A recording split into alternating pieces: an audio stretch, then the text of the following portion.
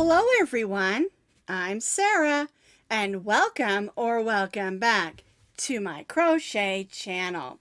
Today's video is this super simple hot pad. It's made with a chunky or a bulky number 6, so it whips up quickly just in time for the 4th of July. But just because I made it in red, white, and blue doesn't mean that you have to. You can use any of your bulky number 6 yarns to make this wonderful hot pad.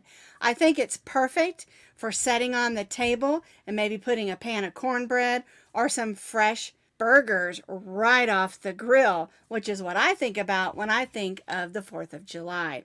And that's why I call this the 4th of July flag hot pad. But of course, like I said, you can make it in any colors. And another thing we're going to do today is we're going to take this same pattern, we're going to change the top of it, add some fringe, and make it into a really neat wall hanging. And again, you can make it in any colors that you want. Now you can find this free crochet pattern on my blog, and I'll put that blog link down in the notes underneath this video. To make a hot pad, you're going to need about 1 ounce of red, white, and blue, or colors of your choice, which would be a total of about 3 ounces for the hot pad itself in different colors. Now I use this London Kaye yarn. I got this on clearance at Joann's, and I thought it was perfect for this project. The London Kaye is 100% acrylic, and it's good and sturdy, and it's also made for being outside if you want to use this outside, along with the hanger that we're going to make. And so I've got red, white, and blue London Kaye acrylic bulky number 6 yarns. Now for this one, if you look at this close, you'll notice it's got some sparkle in the white. I don't know if you can see that, but this is some that I had on hand, also a bulky number 6. I believe it's Hometown USA, and it has a sparkle going through it, and I used it on the white portions of this particular hot pad. For our demonstration, I'm not going to be using this. I'm going to be using red, white, and blue of the London Kaye, or what they call LKYC, made by London Kaye yarns. Like I said, I got these on clearance at Joann's. I bought 2 white, 2 red, and 2 blue, so I have enough to make 3 hot pads. All right, now, if you're going to make the hot pad, of course, you don't need any beads, but you're going to need some fun beads if you want to. You don't have to if you make this into a hanging, wall hanging. And I'll show you how to do that. Now, they're made exactly the same. The only difference is we change the hanger that we put on, and we add some fun fringe with some beads. All right, so I just have a bag full of red, blue, stars, silver, and gold beads. These are all pony beads that I purchased at my local Walmart. All right, we're going to be stitching today with our end hook, and this end hook is a 9mm crochet hook. All right, now some end hooks are a 10mm, but we're going to be using the 9mm, and I want it to be nice and tight on our block stitches. You need a needle with a nice big eye for weaving in those ends, and then of course you'll need a pair of scissors, especially if you're going to add some fringe when we make it into a wall hanging. We're going to be starting with red and then working our way up the pot holder. All right, so I've got my red here. I'm going to make my slip knot,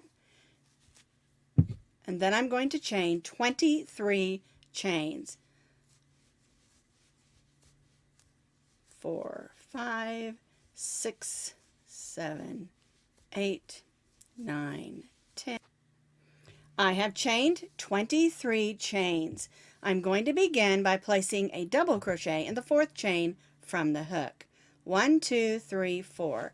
Yarn over, go in, pull up a loop, yarn over, go through the first 2, yarn over, and go through the second 2.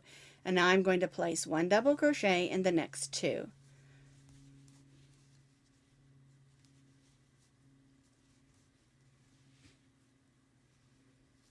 There we go. And chain 1.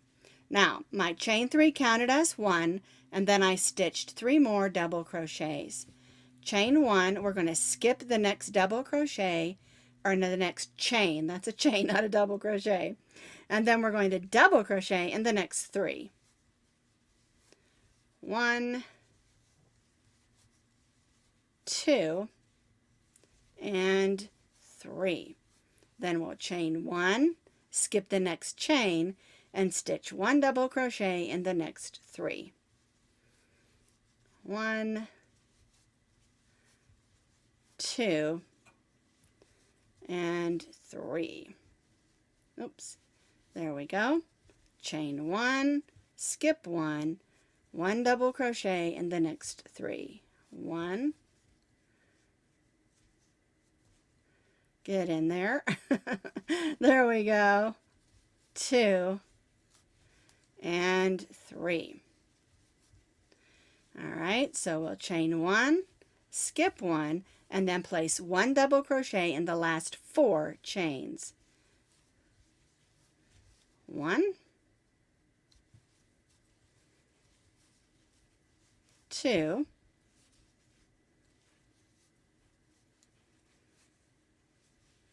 3, and 4.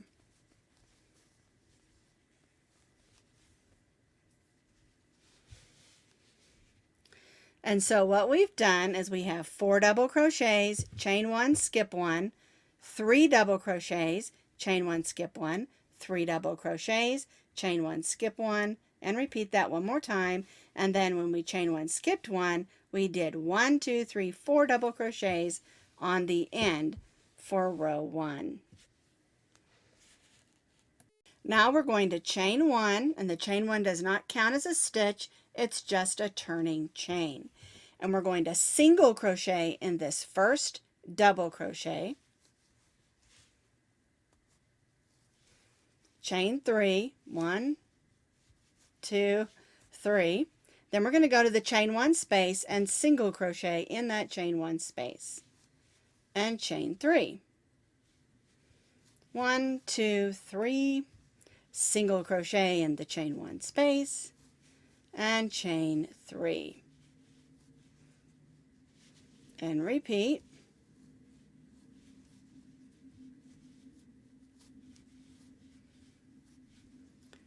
It's our last chain 1 space, chain 3, and then we're going to come over here to that first double crochet and single crochet.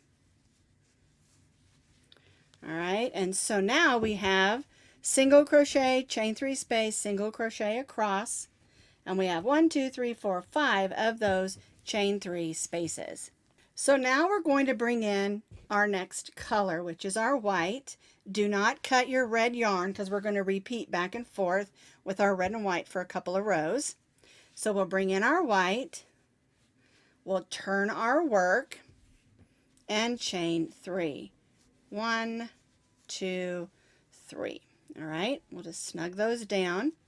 Now we're going to go to this chain 3 space, and we're going to stitch 3 double crochets. 1, 2, and 3.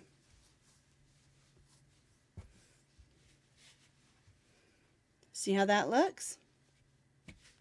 Now we'll chain 1, and we'll go to the next chain 3 space and stitch 3 double crochets. 1,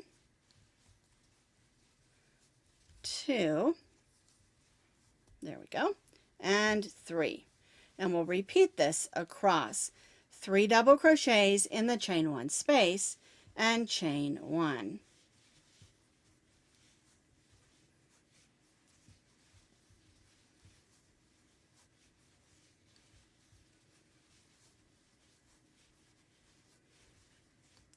And I know working with the chunky yarn like a bulky 6 can be a little bit difficult.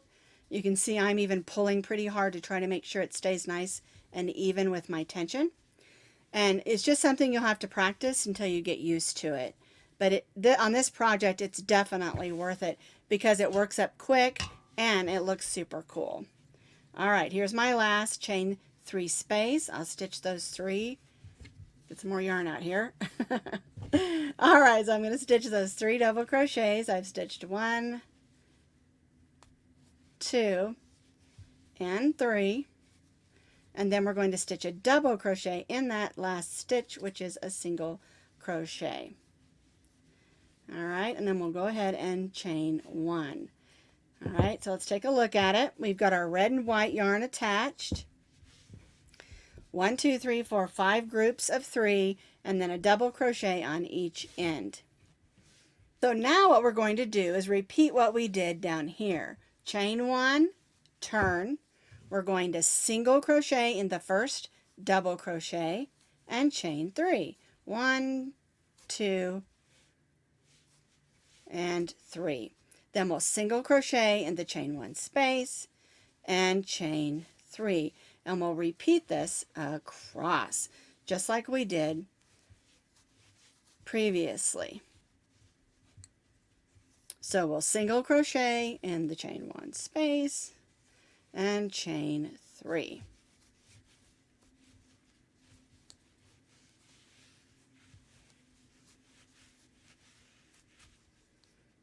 Then we'll chain 3, and then we'll join to that last double crochet, stitching a single crochet. All right, so then that's the way row 4 looks. And so now what we're going to do is we're going to bring our red yarn back in, chain 3, and now we're going to repeat what we did here. And we're going to do the 2 more rows of red and 2 more rows of white, okay? So we've double crocheted, then we'll stitch 3 double crochets in the chain 3 space,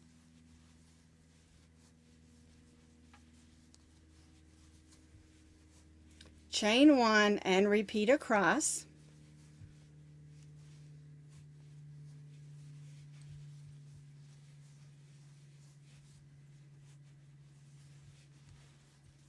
there we go. And we'll repeat this across, and then we'll do another row of the single crochet, chain 3s, then we'll switch back to our white so that we have 2 rows of red, 2 rows of white, 2 rows of red, and 2 rows of white. So basically we're repeating rows 2 and row 3 2 more times, alternating with the red and the white. I have completed those 2 repeat rows, or I should say 4 repeat rows, because we did the row of the 3 and then the chain 3s in red, and then the row of the groups of 3 and the chain 3s in white. Now I did want to show you one thing on this one. I did the top of that row of the white one in the blue. I didn't really like the way that it came through down here. You can use the blue there if you want to, but I preferred to do it this way. Both of them are fine. It's up to you, you know, of course, what colors that you're using. All right, so now I am done with the white and the reds. I'm going to cut those off, and I'm going to bring in my blue. And then we're just doing blue on the 1 row. So we're going to bring in our blue, and we're going to chain 3. There we go. And I did want to show you here on the side where I carried my yarn from the red, white on the side, and we'll cover that up when we put our trim on. All right, so we've chained 3. We're going to turn, and we're just going to repeat what we've been doing. We're going to put 3 double crochets in the chain 3 space. 1, 2, and 3. And chain 1, and repeat this all the way across. So we have 1 row of the blue. And I wanted to show you the difference again. On the other one, I did this row down here in the blue, and the blue was hooked into the white. But I liked it better with just the solid blue. And again, you can do it either way. It's up to you.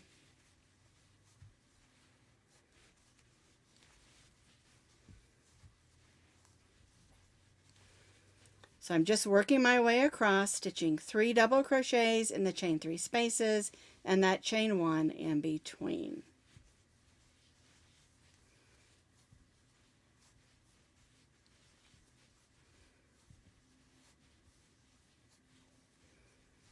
So last one.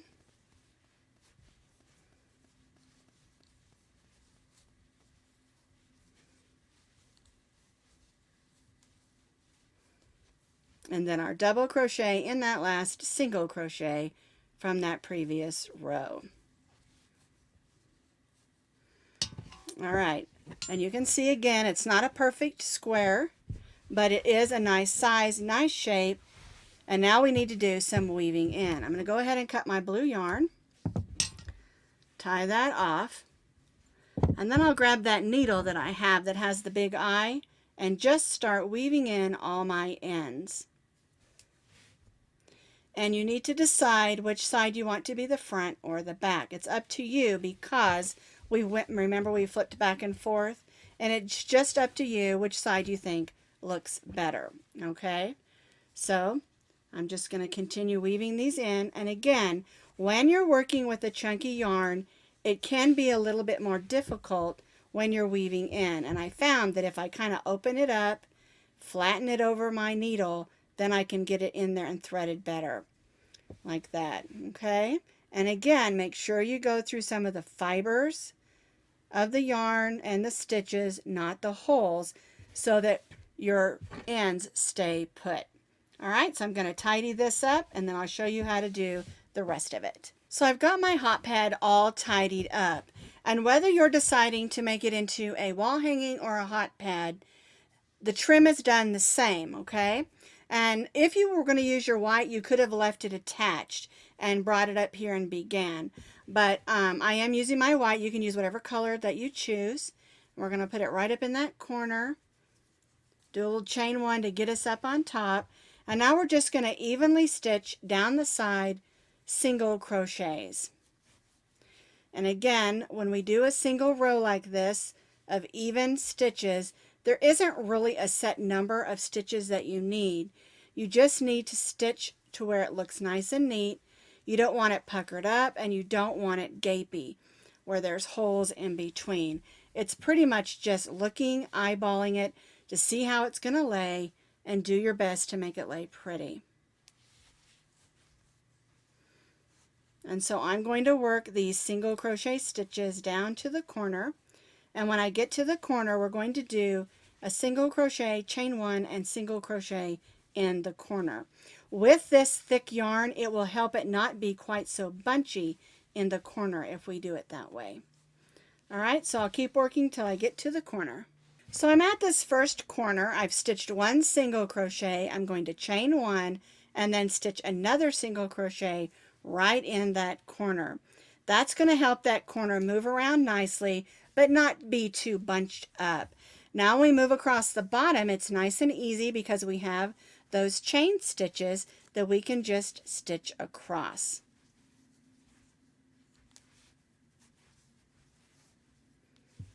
And so I'll just stitch in those chain stitches across, and again in this corner, single crochet, chain one, and single crochet. I single crocheted across the bottom. I stitched a single crochet, chain one, single crochet in the corner, and now I'm working up this other side. This is the side where I carried my yarn. So we want to make sure that when we stitch those stitches that we go around that yarn and cover it up.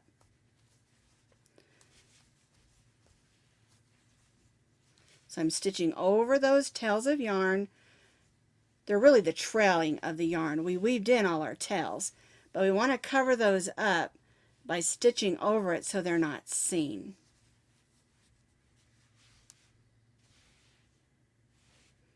All right, so I'll continue this on up here.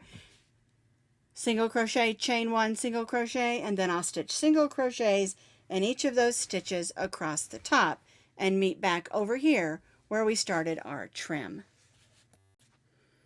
I stitched across. This brings me back here. I stitched a single crochet.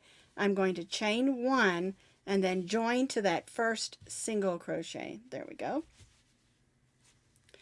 And this is where you can make your decision if you want to just add a hanger and make this a hot pad, or if you want to make it a wall hanging. If you want to just use this as a hot pad, then you can go ahead and chain 10. 1, 2, 3, 4, 5, 6, 7, 8, 9, 10, and then join back with a slip stitch, tie off, and there you have a hanger for your hot pad. But if you want this to be made into a wall hanging, we've chained 10 and you need to chain 25 more, so you have a total of 35.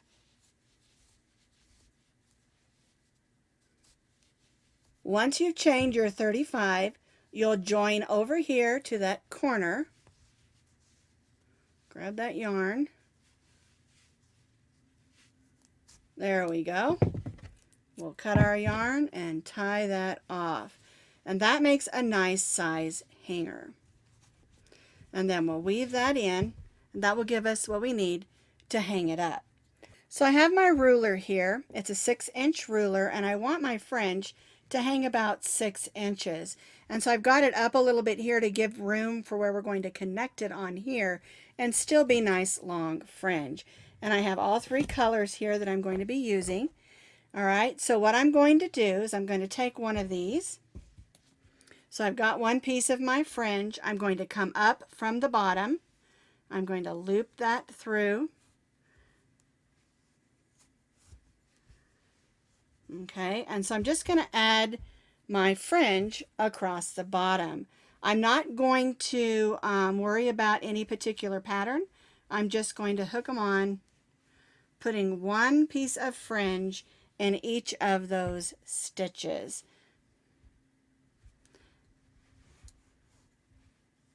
And I'll do this all the way across in random order. Now I have all my fringe on. I've gone through and just made sure everything's snugged down at the tops of my fringes. So, and you'll notice that they're not all cut evenly, and that's okay because I'm going to add some beads. So I'm going to start with this one. I'm going to thread that on, and I'm going to grab a red bead. I'm going to tie a knot in the bottom where I want that bead to sit, and then sort of take my needle and open up that fringe or that yarn a little bit so it's a little bit poofy. All right, and then I'll come over here to another one that's long, grab a silver bead, thread that, and this one I might place just a little bit higher, so I'll make the knot up a little higher so the bead doesn't come off, and then just open up that yarn a little bit. And we'll do this randomly with these beads. You can add as many beads as you want to. Just make sure you can get the eye of the needle through the bead. And you can put it randomly anywhere you want on that fringe. And then open up the bottom portion so that it looks pretty. That one's a little funny, but that's okay. I like it. I'm going to keep adding beads with different colors. I've got red, white, and blue shiny beads, and I'll just make them. Now, if you tie a knot and you don't feel comfortable that that bead's going to stay, you can always add an extra knot underneath there.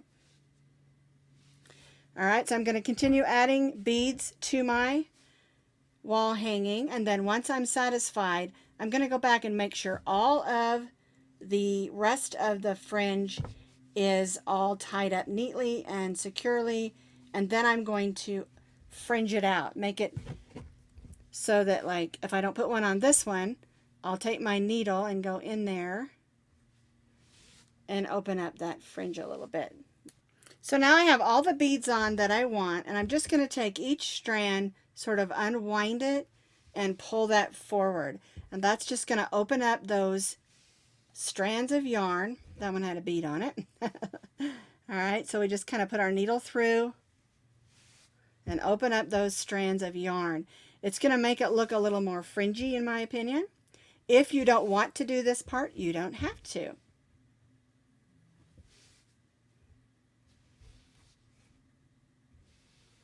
So I've got everything unspun, unwoven the way I like it. Oop, there's one I missed. Let's get those two real good. And sometimes it takes a couple of passes through with your needle to split those up. And so the last thing I want to do is kind of straighten it out as far as the trim just a little bit. I'm not worried about it being super duper perfect. I like it a little bit random. That's why I did my red, white, and blue random. Okay, it looks like this side's just a wee bit longer, so let me do a little more trimming over here. There we go. And now it's ready to be hung up. And so with this pattern, you can make a hot pad or you can make a wall hanging. They both turn out beautiful and cute, and I love them both. And just so you know, I'm keeping both also.